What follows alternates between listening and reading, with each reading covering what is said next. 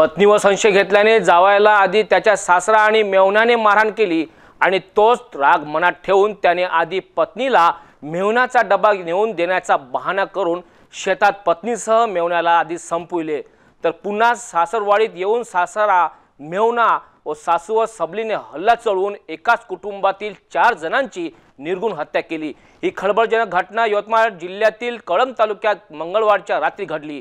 या घटनेने यवतमाळ जिल्हा हादरला असून पोलिसांनी आरोपी जावयाला हाती बेड्या ठोकल्या आहेत। पत्नीच्या चरित्रावर संशय घेतल्याने जावयाला सासऱ्याने व मेहुण्याने आधी मारहाण केली आणि याचाच राग जावयाच्या मनात खदखदत होता। तो सासूरवाडीतच राहत असल्याने त्याने आपल्या मारहाणीचा सूड घेण्याचा अखेर बेत आखला। मंगळवारी रात्री जावयाच्या मनात सैतानी जागी झाला आणि त्याने पत्नी, सासरा व 2 मेहुण्यावर सबलीने प्रहार करून चौघांनाही घरातच कायमच संपविले। चौघांची हत्या केल्याने घरातच अक्षरशः रक्तांचा सडाच पडला होता। या हल्ल्यात सासूने मध्यस्थी केली असता तिच्यावर सुद्धा प्राणघातक हल्ला केला, ती सुद्धा गंभीर जखमी झाली।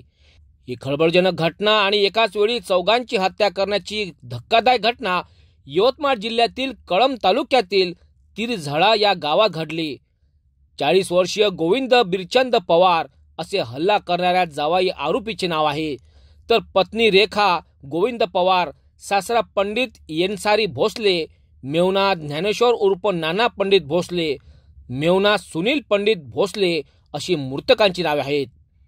या घटनेची माहिती पसरताच गावातील नागरिकांनी गर्दी करून शोक व्यक्त केला, तर मारेकरी जावयाबद्दल अनेकांनी आपला आक्रोश व्यक्त केला। एकाच वेळी एकाच कुटुंबातील 4 जणांची हत्या घडल्याने यवतमाळ पोलीस अधीक्षक सह पोलिसांचा फौजफाटा गावामध्ये दाखल झाला। गावात पोलिसांचा अतिरिक्त यंत्रणा सुद्धा पाचारण करण्यात आली। आता बघूया हत्येचे घटनाक्रम कसा आहे। गेल्या मंगळवारी रात्री आरोपी जावई गोविंद याने मेहुण्याला डबा पोहोचवण्यासाठी पत्नी रेखाला दुचाकीने शेतात घेऊन गेला। शेतामध्ये दाखल झाल्यावर एकाच वेळी अचानक पत्नी व एका मेहुण्यावर सबलीने हल्ला चढवून दोघांना आधी ठार केले।